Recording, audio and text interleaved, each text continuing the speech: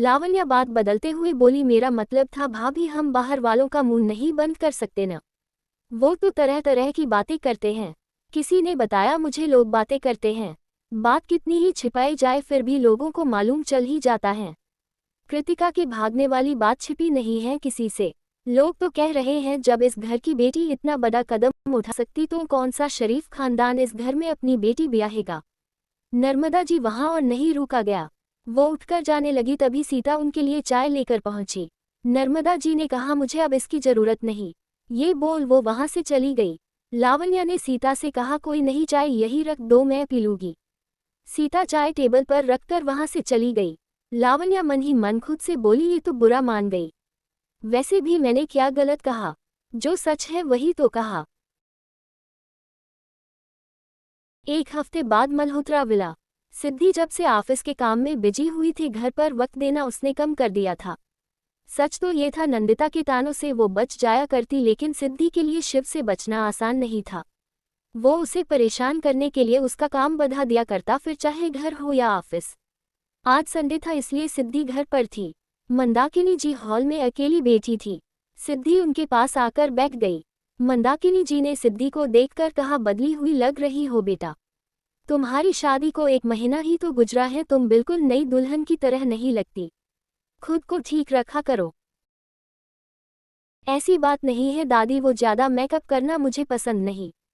सिद्धि का जवाब सुन मंदाकिनी जी ने कहा, बात मेकअप की नहीं है, अपना ख्याल रखने की है। काम करना अच्छी बात है, लेकिन अपना ख्याल न रखना ये बुरी बात है। वैसे शिव कहाँ हैं? किसी काम से बाहर गए हैं। किस काम से तुम्हें नहीं बताया, उसने मंदाकिनी जी ने पूछा। सिद्धि इस बात पर चुप हो गई। मंदाकिनी जी आगे बोली, वो नहीं बताता और तुम पूछने की जहमत भी नहीं उठाती। पति को मुट्ठी में करता पत्नी के लिए बाएं हाथ का खेल होता है। अफसोस की बात है, आजकल की लड़कियां कुछ समझती ही नहीं। सिद्धि को लग रहा था यहाँ बैठकर उसने गलती कर दी। वो उठकर खड़ी हो गई। वो शाम को पापा के साथ बिजनेस पार्टी अटेंड करनी है। मैं जाकर तैयार हो जाती हूँ। सिद्धि बेटा, अमर जी के पुकारने पर सिद्धि पीछे की ओर पलटी। अमर जी ने कहा, बेटा मेरे दोस्त की तबीयत खराब है इसलिए मुझे उससे मिलने जाना पड़ेगा। तुम्हारे साथ पार्टी में शिव जाएगा। तुम तो क्लाइंट से मिल चुकी हो, शिव से उनकी मुलाकात होगी तो तुम गाइड कर सकोगी। सिद्धि की तो बोलती ही बंद हो चुकी थी। अपनी बात पूरी कर अमर जी वहां से चले गए। सिद्धि के लिए दीवार पर सिर मारने वाली बात थी। नंदिता को आते देख मंदाकिनी जी ने टोका, इस वक्त कहाँ जा रही हो नंदिता? माँ, वो मेरी हेयर स्टाइलिस्ट वेट कर रही होगी। मेरी अपॉइंटमेंट थी, मैं जल्दी आ जाऊंगी। नंदिता में बोल जाने लगी तो मंदाकिनी जी ने टोका, अरे पूरी बात तो सुनती जाओ। सिद्धि को भी आज रात शिव के साथ पार्टी में जाना है। उसे भी अपने साथ ले जाए, किसी अच्छे पार्लर में वो रेडी हो जाएगी। सिद्धि फिर हैरान हुई। उसने न में सिर हिलाया। इसकी कोई जरूरत नहीं है दादी, मैं अपने आप रेडी हो जाऊंगी। अपने आप रेडी हो जाओगी? ब्यूटी आर्टिस्ट हो क्या, अब चलो भी। मुझे देर हो रही है, नंदिता ने कहा। सिद्धि हिचकिचाते हुए बोली, मैं कपड़े लेकर आती हूँ। रहने दो, पार्टी में जाने लायक ड्रेस तो होगी नहीं तुम्हारे पास।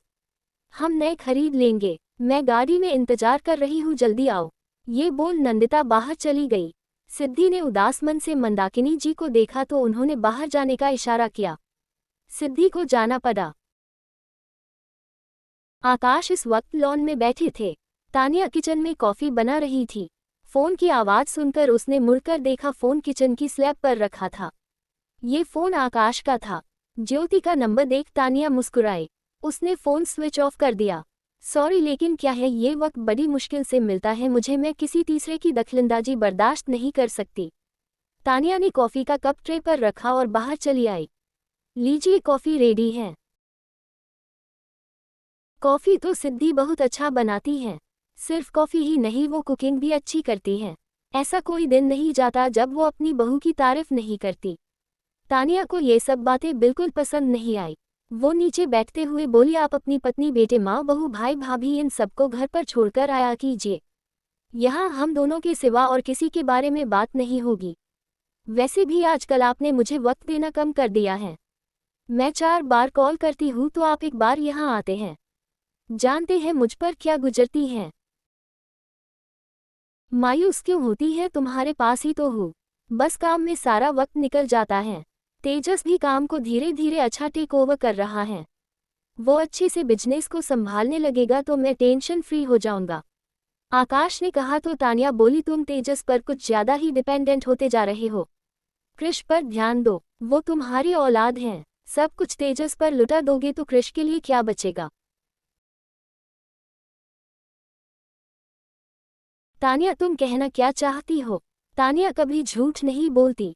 आज के जमाने में तो सगे भाई एक दूसरे के नहीं होते।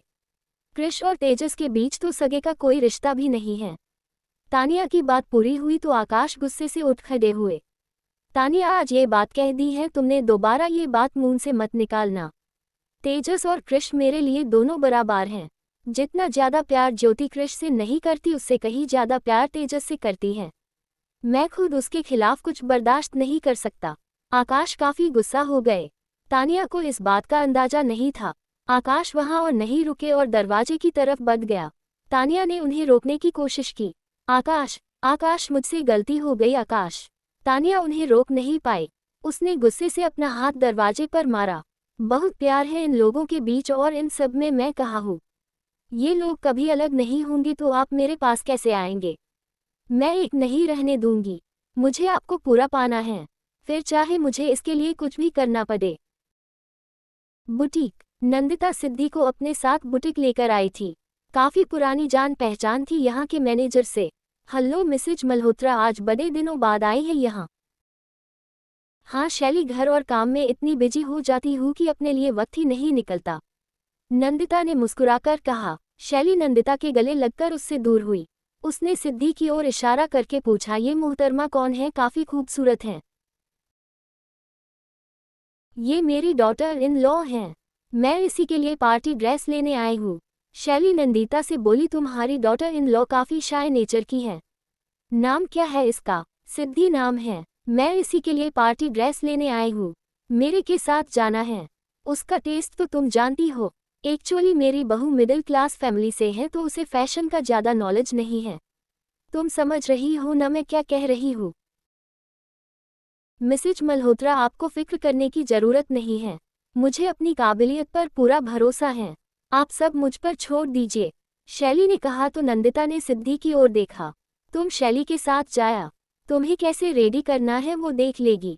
शैली, मैं ब्यूटिशियन को कॉल करके यही बुला लेती हूँ। शैली सिद्धि को अपने साथ ले गई। इधर दूसरी तरह शिव अपनी गाड़ी में बैठने ही जा रहा था कि तभी उसका फोन वाइब्रेंट हुआ। अमर जी का नंबर देख उसने कॉल रिसीव किया। What happen dad. तुम्हें मैंने पहले भी कॉल किया था लेकिन तुमने रिसीव नहीं किया। बिजी था डैड, वैसे मैं घर आ रहा हूँ। अच्छा सुनो, मैंने तुम्हें ये कहने के लिए कॉल किया था। एक इमरजेंसी के चलते मुझे अपने दोस्त से मिलने जाना पड़ा। आज की पार्टी तुम अटेंड करेगो। सिद्धि तुम्हारी मॉम के साथ गई हैं। उसे वहीं से रिसीव कर लेना। इतना कहकर अमर जी ने फोन काट दिया। शिव ने गुस्से से हाथ की मुठ्ठियां कस ली।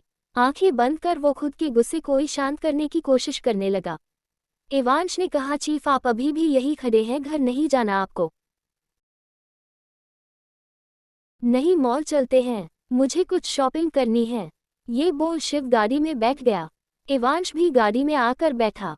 उनसे रिजवान से कहा, हमेशा सड़ी हुई शक्ल लेकर घूमते हो, कभी तो हंस लिया करो। शादी के बाद भी मर्दों की सूरत उदास रहती है, तुमसे भला मैं कुंवारा अच्छा। रिजवान ने तो कुछ रिएक्ट नहीं किया, हाँ, लेकिन वहाँ कोई और भी था जो उसे घूर रहा था। इवांश को जब इस बात का एहसास हुआ तो उसने तुरंत अपने चेहरे के एक्सप्रेशन बदल लिए। नहीं नहीं चीफ, मैं आपके लिए नहीं, मैं तो बस इसे कह रहा था। शिव एक गहरी सांस छोड़ते हुए बोला, आई थिंक तुम्हें डिमोशन की जरूरत है। इवांश की आंखें एकदम से बड़ी हो गई। नंदिता बाहर वेट कर रही थी। शैली को आते देख नंदिता उठकर खड़ी हुई। सिद्धि को कहा छोड़कर आ गई। अरे वाह, इतनी फिक्र, लगता है डॉटर इन लॉ से बहुत ज्यादा ही प्यार है तुम्हें। शैली ने मजाक करते हुए कहा। नंदिता अपने हाथ बांधकर बोले, मैं अपने बेटे से ज्यादा किसी से प्यार नहीं करती। शैली ने मुड़कर देखा जैसे किसी के आने का इंतजार कर रही हो। सिद्धि जब बाहर आई तो वहां मौजूद सभी लोग अपने अपने काम छोड़कर खड़े हो गए। सिद्धि ने इस ब्लैक कलर का ऑफ शोल्डर गाउन पहना हुआ था। शैली ने काफी अच्छे से उसका मेकओवर किया था। सिद्धि और दिनों से बेहद अलग लग रही। इस वक्त खुद नंदिता अपने आप को उसकी तारीफ करने से नहीं रोक पाई। हालांकि उसने तुरंत अपने चेहरे के एक्सप्रेशन बदल लिए। शैली ने मुस्कुराते हुए कहा, देखकर बताए मिसेज मल्होत्रा, कैसी लग रही है आपकी डॉटर इन लॉ। इस बार आपको मेरे काम की तारीफ करनी पड़ेगी। नंदिता ने शिव को आते देखा तो दूर से ही आवाज लगाई। शिव का नाम सुनते ही सिद्धि नीचे देखने लगी। वो अपने बालों को कंधे के इर्द गिर्द फैलाने लगी। शैली उसके पास चली आए और वापस से उसके बालों को पीछे करते हुए बोली, दी ऐसा नहीं करते, बहुत खूबसूरत लग रही हो, यूं ही रहो। शैली ने सिद्धि को कंधे से पकड़कर शिव की ओर घुमाया। शिव, देखकर बताओ कैसी लग रही है तुम्हारी वाइफ। शिव जहां था वहीं रुक गया। नजरें सिद्धि पर जम सी गई। शैली उन दोनों को अकेला छोड़ नंदिता के पास चली आई। मैंने सही सुना था, दोनों की लव मैरिज है। देखिए न साथ में कितने प्यारे लगते हैं। नंदिता ने शिव को आवाज लगाई। तब कहीं जाकर उन दोनों का ध्यान दूसरे से हटा। नंदिता ने शिव से कहा, तुम्हें पार्टी के लिए देर हो रही होगी, तुम लोग जाओ। और मॉम आप, मैं अपनी गाड़ी में आई हूँ, चली जाऊंगी, नंदिता ने कहा। शिव ने सिद्धि का पकड़ा और उसे अपने साथ ले गया।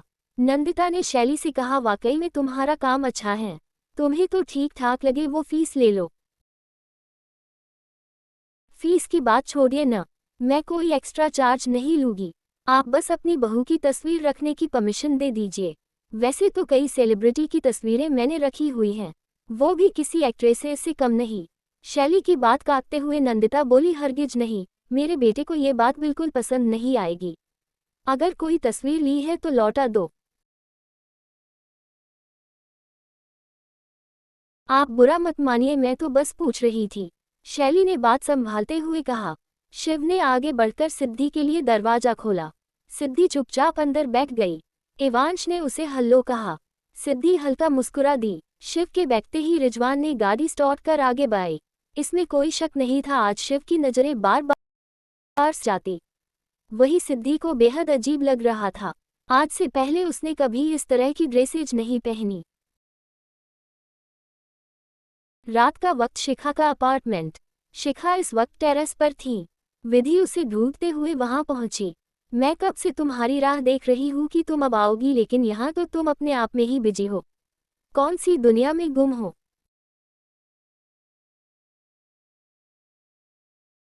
शिखा ने हंसते हुए कहा, इस दुनिया के अलावा भी और कोई दुनिया है, मुझे नहीं मालूम, मैं तो यहीं पर हूँ। जी नहीं मैडम, तुम यहाँ पर नहीं हो, तुम अभी भी अपने बॉस के ख्यालों में गुम हो। जब से उन्होंने अपना प्यार कन्फेस किया तुम तो पूरी तरह बदल गई। विधि की बात पर शिखा बोली, मैं कहाँ बदली, जैसी थी वैसी ही हूँ, बस अब डरना कम कर दिया है। पता है पहले मैंने उन्हें लेकर बहुत से एजम्पशंस पाल लिए थे, वो सब गलत नहीं थे। सच बात तो यही है कि मैंने कभी उन्हें समझने की कोशिश ही नहीं की। अरे वाह, इतनी सारी तारीफ, और उस दिन किया था जबकि उनके डांटने पर तुम पूरी रात रोती रही। क्या कहा था तुमने, मानस्ट कहीं के, एक मासूम सी लड़की को डांटते हुए शर्म नहीं आती। मैं तुम्हारे सारे बाल नोच लूंगी। विधि की एक्टिंग देख शिखा चिढ़ गई। वो तुरंत उठकर खड़ी हुई। विधि बस भी करो अब, मैं गुस्से में थी, अब भूल जाओ उन सबको। अरे ये सब भूलने वाली बात हुई न होती है। मैं सोच रही हूँ तुम्हारे बॉयफ्रेंड को ये बात बताओ, उन्हें पता तो चले उनकी गर्लफ्रेंड उनकी कितनी तारीफ करती है। विधि ने फिर से चिढ़ाने की कोशिश की तो शिखा ने मुंह बना लिया। विधि हंसते हुए बोली, अच्छा बस बस, रोकने जैसी शक्ल मत बनाओ, मैं क्यों उन्हें कुछ कहूंगी, चलो चलकर डिनर करते हैं। शिखा ने हाँ में सिर हिलाया। रात का वक्त, मल्होत्रा विला।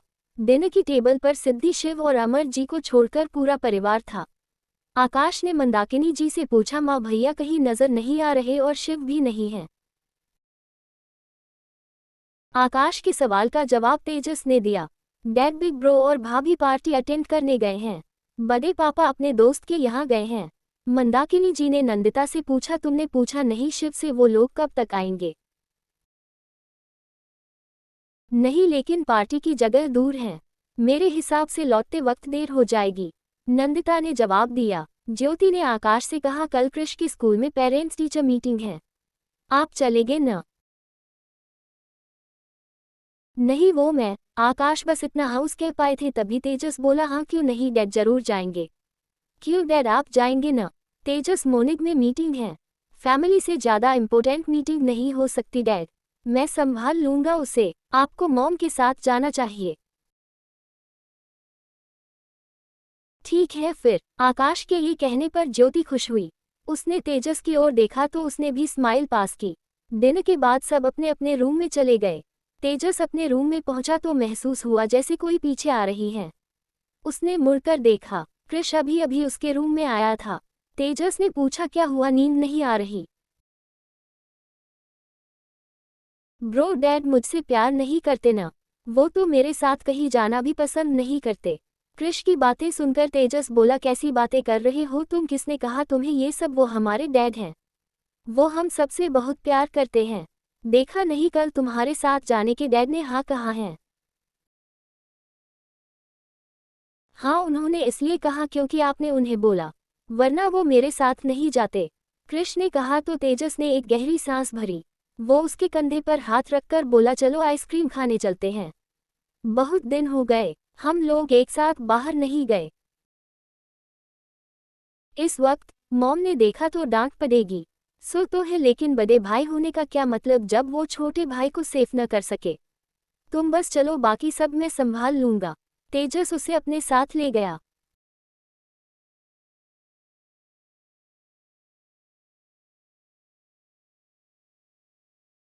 शिव और सिद्धि पार्टी में पहुंच चुके थे। शिव आगे था और सीधी उसके पीछे पीछे चल रही थी। शैली ने उसे कितना समझाया फिर भी उसने अपने मन की। वो बार बार अपने बालों कंधों को छुपाने की कोशिश कर रही थी। सिद्धि ने शिव से कहा वो रहे मिस्टर मेहरा उनके साथ ही हमने डील फिक्स की है। 40 करोड़ का वेपन लास्ट मंथ इन्होंने लिया था। खबर मिली है कि हमारे नए पिस्टल का डिज़ाइन इन्हें पसंद आया है। एडवांस ऑर्डर भी देने को तैयार हैं। शिव ने एक गहरी सांस ली और खुद को नॉर्मल किया। यहाँ काफ़ी चेहरे जाने पहचाने थे। शिव उनसे बात करने में बिजी हो गया। सिद्धि ने खूबसूरत सा फाउंटेन देखा तो उसके पास चली आई। अचानक से उसने अपने कदमों रोक लिए। सामने खड़े शख्स को पहचानते उसे देर नहीं लगी। सामने इस वक्त मिस्टर बोहरा खड़े थे। सिद्धि को अच्छे से ध्यान था 2 से 3 बार ऑफिस में इनसे मुलाकात हो चुकी है। शुरुआत मिस्टर बोहरा ने की। उन्होंने सिद्धि की ओर अपना हाथ बढ़ाया। हेलो, बड़ी खुशी हुई आपसे मिलकर।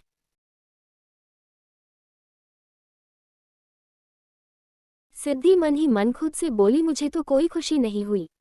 सिद्धि ने चेहरे पर झूठी स्माइल बिखेरी। जी मुझे भी। ये बोल वो जाने लगी तो मिस्टर बोहरा ने अपना हाथ बढ़ाकर उसका रास्ता रोक दिया। अरे आप तो यूं चली जा रही हैं। जरा रुकिए, थोड़ी जान पहचान तो कर लीजिए। सच बताओ तो आप जितनी खूबसूरत लड़की से मैं आज पहली बार मिल रहा हूँ। आपको तो मैंने अपनी कंपनी में आने का ऑफर भी दिया था। इनफैक्ट आपकी सैलरी भी डबल कर दूंगा। अब आपको डिसीजन लेने में ज़्यादा सोचना नहीं पड़ेगा।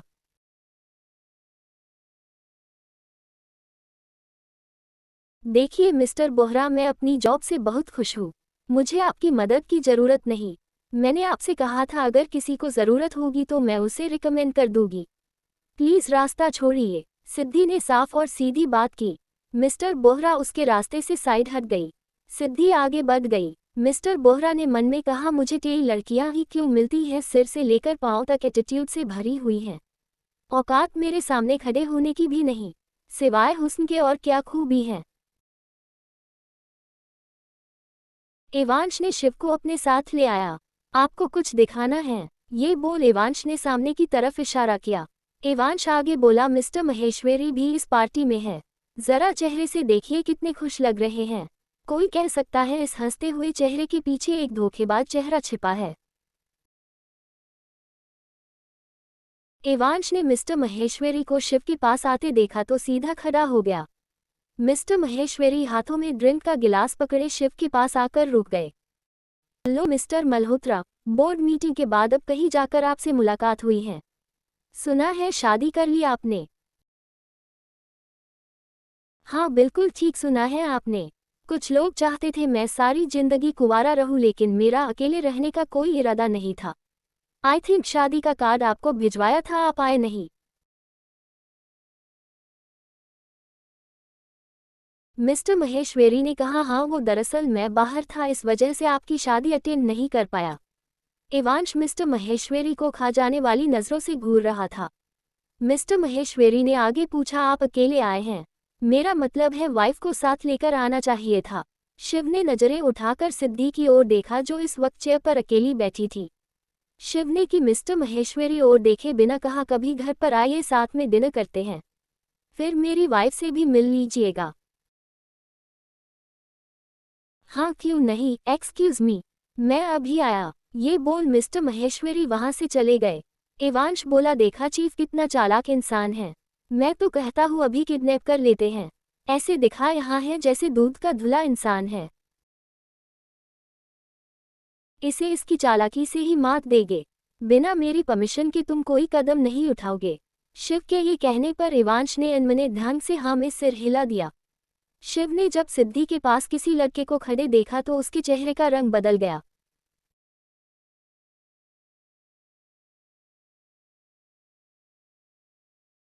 मिस, डरने वाली कोई बात नहीं है। अगर आपको डांस नहीं आता तो भी फिक्र करने वाली बात नहीं है, मैं सब संभाल लूंगा। देखिए आप समझने की कोशिश कीजिए। मैं सिद्धि बस इतना ही कह पाई थी तभी पीछे से शिवसेना ने कहा, मेरी वाइफ सिर्फ मेरे साथ डांस करना पसंद करती है। सिद्धि ने अपना चेहरा उठाया। वो लड़का तुरंत पीछे हट गया। आई एम सॉरी, मुझे लगा ये अकेली है तो इसलिए मैंने पूछ लिया। सॉरी मिस, ये बोल वो लड़का वहां से चला गया। सिद्धि उठकर खड़ी हो गई। मुझे किसी के साथ भी डांस नहीं करना। ये बोल वो जाने लगी तो शिव ने उसका हाथ पकड़कर रोक लिया। मेरा मूड है डांस करने का, इसलिए तुम्हें डांस करना पड़ेगा। सिद्धि कुछ रिएक्ट नहीं कर पाए और शिव उसे सबके बीच स्टेज पर ले आया जहां और भी कई सारे कपल्स थे।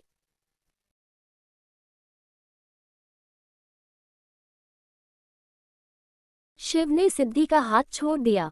उसके करीब आने पर सिद्धि के कदम डगमगा गए। शिव ने गिर नहीं दिया। उसने सिद्धि के कमर पर हाथ रखा तो उसकी सांसें तेज हो गई। शिव ने उसका दूसरा हाथ अपने कंधे पर रख। सिद्धि अभी भी खामोश सी खड़ी थी। शिव उसके चेहरे के करीब झुकने लगा तो सिद्धि ने कसकर अपनी आंखें बंद कर ली। शिव ने आहिस्ता से उसके कान में कहा, स्टैच्यू बनकर खड़े नहीं रहना है। तुम्हें डांस अच्छे से आता है। कॉपरेट करोगी तो मुझे ज़्यादा मेहनत नहीं करनी पड़ेगी, वरना मैं अपने तरीके से आगे बढ़ूंगा। ये बोल शिव सीधा खड़ा हो गया।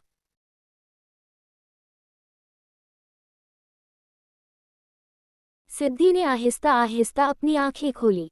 उसे गुस्सा इस बात पर आता था शिव हर काम धमकी देकर करता था। सिद्धि ने उसकी बात मानकर हर एक स्टेप फॉलो किया। सिद्धि जब घूमते हुए शिव के करीब पहुंची तो दूरी न के बराबर बची थी। कुछ देर के लिए तो सब ठीक था, लेकिन शिव की बेचैनी आहिस्ता आहिस्ता बने लगी। कुछ बातें उसके दिमाग में इस कदर बैठ गई थी कि जिसे भुलाना मुमकिन नहीं था। अक्सर सिद्धि के करीब आकर वो इस बेचैनी को महसूस करता। शिव ने सिद्धि को खुद से दूर कर दिया और उसे वही स्टेज पर अकेला छोड़कर चला गया। सिद्धि भी वहां बिल्कुल नहीं रुकी। वो स्टेज से नीचे चली आई। सामने से किसी के रास्ता रोकने पर सिद्धि को रुकना पड़ा। सामने रिया खड़ी थी। सिद्धि को याद आया रिसेप्शन पार्टी में उसने किस तरह से उसकी बेइज्जती की थी। रिया अपने दोनों हाथ बांधकर बोली, देख रही हूँ दूसरों की खुशियाँ छीनकर कुछ लोगों को कितनी खुशी मिलती है।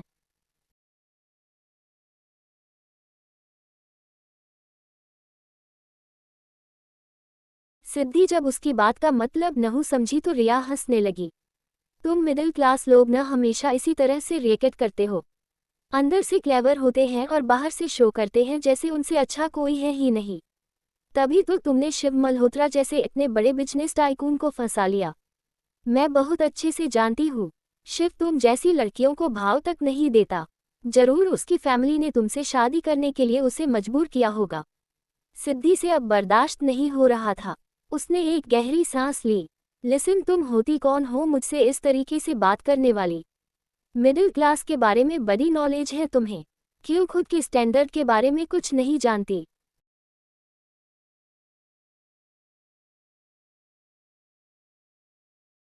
मेरे स्टैंडर्ड की तो बात ही मत करो। तुम जैसी सड़कछाप लड़कियां सिर्फ और सिर्फ वहां पहुंचने का ख्वाब देख सकती हैं। उससे ज्यादा तुम्हारी औकात। इससे आगे रिया बोल नहीं पाई क्योंकि सिद्धि ने एक जोरदार तमाचा उसके गाल पर जड़ दिया। रिया का तो सिर घूम गया था। उसे तो पता ही नहीं चला पल भर में हुआ क्या। आसपास खड़े लोग भी हैरानी से इस तमाशे को देख रहे थे। शिव ने अभी अभी ड्रिंक के लिए गिलास उठाया था। इवांश ने फौरन आकर उसे खबर की, चीफ वहां देखिए, मैडम ने अभी अभी उस लड़की को थप्पड़ मारा। शिव ने ड्रिंक का गिलास वापस से नीचे रख दिया। रिया गुस्से से बोली, तुम्हारी ये मजाल, तुमने मुझे थप्पड़ मारा। आइंदा से किसी और को उसकी औकात बताने से पहले ये थप्पड़ जरूर याद कर लेना। सिद्धि ने जवाब दिया। तुम्हारी तो मैं। रिया ने जैसे ही सिद्धि पर हाथ हटाया, उसका हाथ हवा में ही किसी ने रोक लिया। सिद्धि ने चेहरा घुमाकर देखा। इस वक्त अश्विनी रिया का हाथ पकड़े खड़ा था। रिया अपना हाथ छुड़ाते हुए बोली, हो कौन तुम? मुझे रोकने की हिम्मत कैसे हुई तुम्हारी? मिस शरीफों की पार्टी है, इस तरह की बदतमीजियां बर्दाश्त नहीं की जाएगी, अश्विन ने कहा। सिद्धि वहां बिल्कुल भी नहीं रुकी और पार्टी से बाहर चली गई। रिया अभी भी अश्विन से बहस कर रही थी। शिव और इवांश जब तक वहां पहुंचे, सिद्धि वहां से जा चुकी थी। अश्विन ने शिव को देखकर हल्लो कहा, सर आप भी इस पार्टी में हैं? मुझे मालूम नहीं था।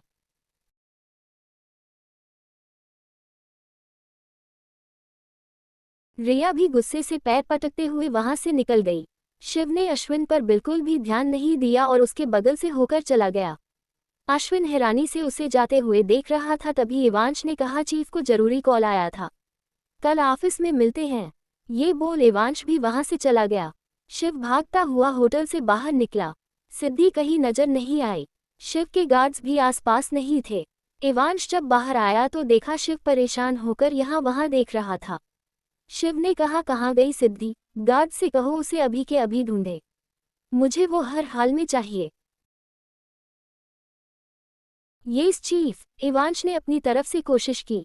उसने तुरंत ये बात रिजवान को बताई। तभी रिजवान बोला, मैडम होटल के पीछे वाले गार्डन में हैं, यहाँ अकेली बैठी है वो, हम लोग उन पर नजर रखे हुए हैं। थैंक गॉड, उनका ध्यान रखना, हम अभी पहुंच रहे हैं। इवांश ने कॉल कट किया और शिव से कहा, चीफ मैडम पीछे वाले गार्डन में हैं। ये सुनते ही शिव फौरन दौड़ पड़ा। दूसरी तरफ कृष कार की बोनट पर बैठा था। तेजस ने उसे आइसक्रीम देते हुए कहा, तुम्हारा favourite chocolate flavour. Thank you हो मच। आपको पता है कल भाभी ने मेरे लिए चौको बनाना बनाया था, बहुत डिलीशियस था। कृष ने सिद्धि की तारीफ की तो तेजस बोला, वाओ, लगता है भाभी से अच्छी दोस्ती हो गई है तुम्हारी। संभल कर, ज्यादा खा खाकर मोटा मत हो जाना। आप मुझे ताने क्यों दे रहे हैं? वैसे भी भाभी के हाथ का बना खाना डिलीशियस भी होता है और हेल्थ कॉन्शियस भी। कृष ने मुस्कुराकर कहा, ठीक से खाओ, कपड़े गंदे मत करना। तेजस ने समझाते हुए कहा। ब्रो, एक बात कहो आपसे। कहो, आप भी सिद्धि भाभी की तरह ही किसी अच्छी लड़की से शादी करना। सिद्धि भाभी बहुत हेल्पफुल नेचर की हैं, फिर आपकी भी वाइफ आएगी तो मेरी दो दो भाभियां हो जाएगी। तेजस के चेहरे की मुस्कुराहट कहीं गायब सी हो गई। यही बात वो शिव को समझाया करता था। बिग ब्रो, आपको जल्दी से शादी कर लेनी चाहिए। तेजस, ये शादी की वक्त नहीं है, मुझे अपनी यूनिवर्सिटी कंप्लीट करनी है। तुम्हें जल्दी है तो तुम शादी कर लो। बिग ब्रो, मैं शादी करूंगा तो मुझे बीवी मिलेगी, भाभी नहीं, इसलिए तो मैं आपसे कह रहा हूँ, शादी कीजिए और मेरे लिए अच्छी सी भाभी लेकर आइए।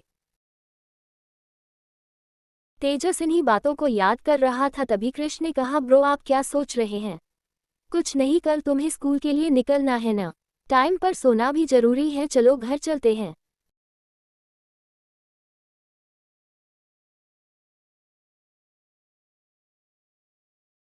कृष नीचे उतरते हुए बोला, मुझे ठीक से खाने तो दीजिए, गाड़ी में बैठकर खा लेना, अब चलो भी। तेजस ने गाड़ी में बैठने को कहा।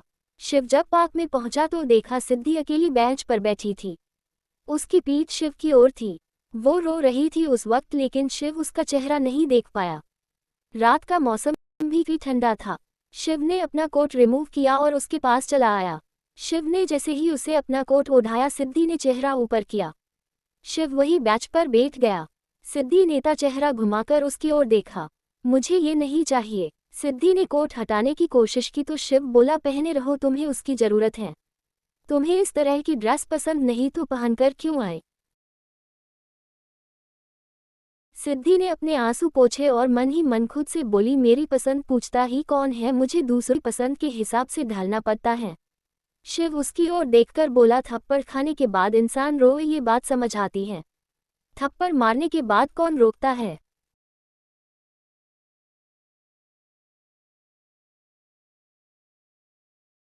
हाँ, मैंने मारा उसे थप्पड़।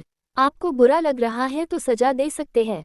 मेरे करैक्टर पर कोई उंगली उठाए मुझे बर्दाश्त नहीं। किसी ने मेरे साथ फिर से ऐसी बदतमीजी की तो मैं यही करूंगी। सिद्धि ने अपने मन में कहा।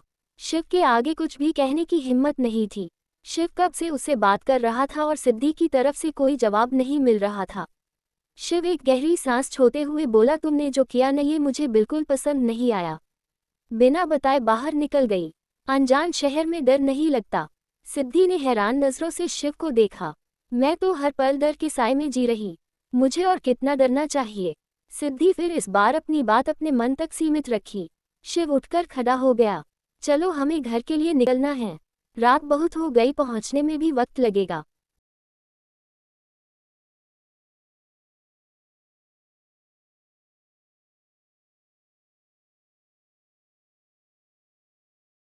फिक्र जताने की जरूरत नहीं थी। आप मुझे छोड़कर चले जाते। जिनकी जिंदगी में कोई अहमियत न हो उनकी फिक्र नहीं जताया करते। सिद्धि की बात सुनकर शिव रुक गया। उसने पलटकर देखा। किसने कहा मैं तुम्हारी फिक्र करता हूँ?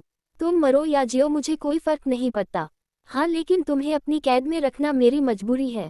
जिस दिन तुम्हारी दोस्त मेरे हाथ लग गई उसी दिन तय होगा तुम्हें रिहाई मिलनी चाहिए या नहीं। अगर बेगुनाह हो तो दुआ करो वो दिन जल्दी आए, और अगर कसूरवार हो तो दुआ करना वो दिन कभी आए। ये तुम्हारी खैरियत के लिए था। मैं उसे कहीं से भी ढूंढ निकालूंगा। सिद्धि के मन में शिव के लिए जो घृणा थी एक बार फिर उसमें इजाफा हुआ। वो सजा के तौर पर अपनी जिंदगी गुजार रही थी। शिव ने फिर से कहा, मुझे इस तरह दे कोई फायदा नहीं। तुम्हारी बद्दुआओं से इतनी जल्दी नहीं मरूंगा। चलो भी, अब रात बहुत ज्यादा हो गई है। इतना कहकर शिव आगे बढ़ गया। सिद्धि उठकर खड़ी हुई और उसके पीछे पीछे चलने लगी। आपने जिस कदर मुझे तोड़ा है उसके बाद से आपके लिए कोई दुआ दिल से नहीं निकलती। अफसोस की बात है, आपके नाम का सिंदूर हर रोज मांग में सजाना पड़ता है। ये बंधन आपके लिए किसी बददुआ को जुबान पर आने ही नहीं देता। शिव ने आगे बढ़कर कार का दरवाजा खोला। सिद्धि बहुत धीरे चल रही थी। शिव ने आवाज दी, इस स्पीड से चलती रहोगी तो कल तक घर नहीं पहुंचेंगे। सिद्धि ने अपनी गति तेज की। वो गाड़ी में आकर बैठ गई। शिव की गाड़ी में बैठते ही इवांश नीचे झुका। चीफ, अब घर जाए। मैं भी निकलता हूँ। Good night. Good night madam. गाड़ी आगे बढ़ चुकी थी। इवांश ने एक गहरी सांस भरी। मुझे किसका इंतजार करना और घर जाने की जल्दी क्यों, किसी बार में चलते हैं। सिद्धि कुछ देर पहले ही घर पहुंची थी। कपड़े चेंज कर वो बालकनी में चली आई। दिमाग में दिन भर की बातें चल रही थी। आसपास शांति थी लेकिन उसका मन जरूर उदास था। शिव ने गिलास में जग से पानी उड़ेला और जैसे ही पीने के उठाया उसे गाने की आवाज सुनाई दी। शिव ने गिलास वापस से नीचे रख दिया और जहां से आवाज आई थी उस ओर बढ़ गया। बालकनी का दरवाजा खुला हुआ था। शिव जब बालकनी में पहुंचा तो देखा सिद्धि झूले को पके खड़ी थी। शिव अपने हाथ बांधकर वही दरवाजे पर खड़ा हो गया। सिद्धि आगे गाने लगी। हवा के कारण उसका दुपट्टा पीछे की ओर उड़ रहा था, मानो इस ठंडे माहौल में उसे सुकून पहुंच रहा हो। शिव ने मन में कहा, अच्छा गाती है, पहले तो कभी नहीं बताया।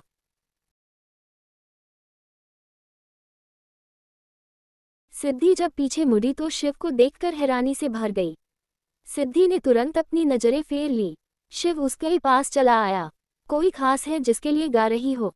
अपने सब छूट गए। गैरों की भीड़ में खुद को भी खो बैठी हूँ। बस खुद को ढूंढने की छोटी सी कोशिश की है। ये बोल सिद्धि उसके बगल से होकर चली गई। शिव ने अपने दोनों हाथ रेलिंग से टिका दिए। सिद्धि की हर एक बात दिल को लगती थी।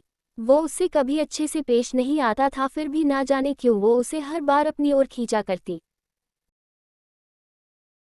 सिद्धि सोफे पर आकर लेट गई। आंखों में नींद नहीं थी, फिर भी सोना तो जरूरी था। आंखें बंद नहीं होंगी तो अगली सुबह लौटकर कैसे आएगी? सुबह का वक्त, दक्ष का कमरा।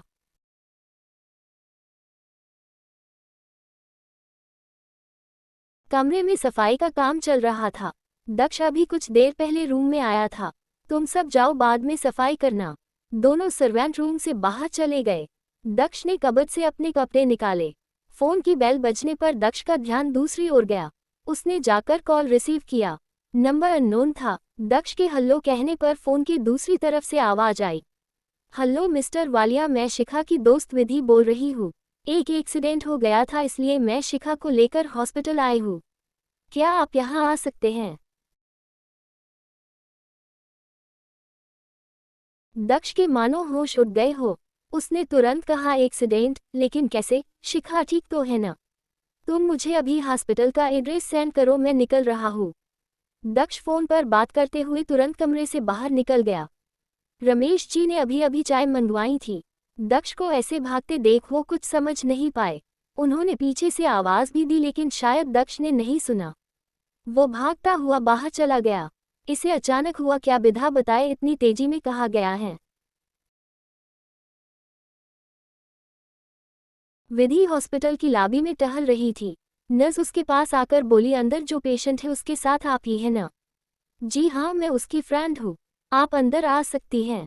ये बोल नर्स अंदर चली गई। विधि भी भागती हुई अंदर चली आई। शिखा के पाँव में बैंडेज बंधा था। विधि उसकी हालत देखकर काफी परेशान थी। तुम ठीक तो हो ना? ज्यादा दर्द हो रहा है क्या? ऐसा कुछ नहीं है, शिखा ने कहा। तुम तो चुप ही रहो। दर्द भी होगा तो कहाँ बताने वाली हो तुम, जब मेरा ये हाल है तो उनका न जाने क्या हाल होगा। विधि के ये कहते ही शिखा का चेहरा उदासी से भर गया। क्या मतलब है तुम्हारा? तुमने दक्ष को कॉल करके सब कुछ बता दिया? विधि, क्यों किया तुमने ऐसा? जानती हो वो बिना कुछ सोचे समझे भागकर यहाँ चले आएंगे। अब मैं क्या करती? तुम्हें लेकर बहुत ज्यादा घबरा गई थी, कुछ समझ ही नहीं आया, इसलिए मैंने उन्हें फोन कर दिया। शिखा और विधि बातें कर ही रहे थे, तभी उस रूम में दक्ष का आना हुआ। उसे देखकर ही लग रहा था वो भागकर आया है। अभी भी उसने ट्रैक सूट पहना हुआ था। जल्दबाजी में कपड़े बदलने की भी फुर्सत नहीं मिली उसे। वही शिखा भी उसे यहाँ देखकर हैरान थी। जानती थी वो उसके लिए कितना फिक्रमंद हो जाता है। दक्ष शिखा के सामने आकर रुक गया। शिखा ने अपनी सफाई में कहा, मुझे कुछ भी नहीं हुई, मैं बिल्कुल ठीक हूँ। दक्ष ने उसके पैरों की तरफ देखा और फिर डॉक्टर से पूछा, इज एवरीथिंग ओके डॉक्टर? घबराने वाली बात नहीं है, कोई सीरियस इंजरी भी नहीं है। पैरों में मोच है, इसलिए इन्हें कुछ दिन आराम की जरूरत है। क्या मैं इन्हें घर ले जा सकता हूँ? दक्ष के ये पूछने पर डॉक्टर ने कहा, हाँ क्यों नहीं, घर पर ये बेटर तरीके से रेस्ट कर सकती हैं।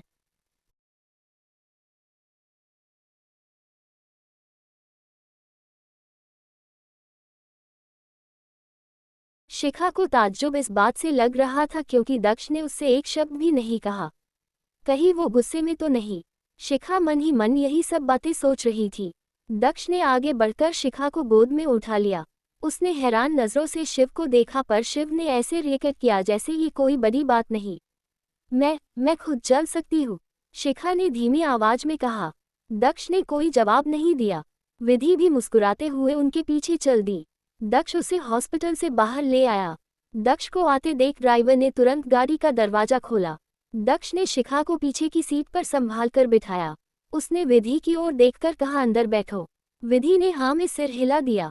वो ड्राइवर के बगल वाली सीट पर आकर बैठ गई। हालांकि दक्ष शिखा के साथ था, लेकिन उसने उससे एक शब्द भी नहीं कहा। शिखा मन ही मन खुद से बोली, मुझे चोट लगी और ये मुझसे नाराजगी जता रहे हैं। अब इस हाल में मैं इन्हें कैसे मनाऊंगी? इस विधि की बच्ची ने मुझे पूरा फंसा दिया। इन्हें यहाँ बुलाना ही नहीं चाहिए था, बेकार में परेशान कर दिया। कुछ देर बाद शिव उन लोगों को लेकर उनके घर पहुंचा। इससे पहले शिखा कुछ कहती, दक्ष ने उसे गोद में उठा लिया। विधि चेहरा घुमाकर विधि की ओर देख रही थी, मानो मन ही मन गालियां दे रही हो। विधि की बच्ची, आज तुमने मुझे मुसीबत में डाला है, मैं तुम्हें बिल्कुल भी नहीं छोड़ने वाली। दक्ष शिखा को उसके रूम में ले आया। विधि बाहर ही रुक गई। दक्ष ने शिखा को बेड पर बिठाया और बिना कुछ कहे जाए लगा। शिखा और भी ज्यादा टेंस हो गई। दक्ष दरवाजे पर आकर रुक गया। उसने जोर से दरवाजा बंद किया और अंदर से लॉक कर दिया। पहले तो शिखा इस बात से डर गई थी कि वो नाराज होकर वापस जा रहा है और अब उसके लौट के आने पर भी डर लग रहा था। दक्ष ने एक गहरी सांस भरकर कहा, बताओगी भी कैसे हुआ ये सब? बस छोटी सी चोट है। विधि ने खामखा आपको परेशान कर दिया। मैं तो। दक्ष शिखा की बात काटते हुए बोला, मैंने तुमसे पूछा है ये चोट तुम्हें कैसे लगी? वो मैं सुबह सुबह मॉर्निंग वॉक करे लिए निकली थी। अचानक से गाड़ी के सामने आ गई और इसी वजह से पैरों में मोच आ गई। शिखा की आवाज अपने आप ही धीमी हो गई। शिव उसके पास आकर बैठ गया। तुम्हें खुद का ख्याल रखना हूँ नहीं आता? ऐसी बात नहीं है, अब हाथ से बताकर तो नहीं होते ना?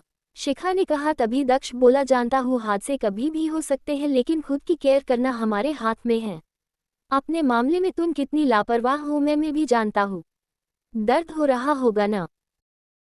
नहीं, ज्यादा दर्द नहीं है, मैं कल तक ठीक हो जाऊंगी, शिखा ने मुस्कुराकर कहा। तभी दक्ष बोला, खबरदार जो बिस्तर से उठी भी तो जब तक ठीक नहीं हो जाती यही बैठी रहो।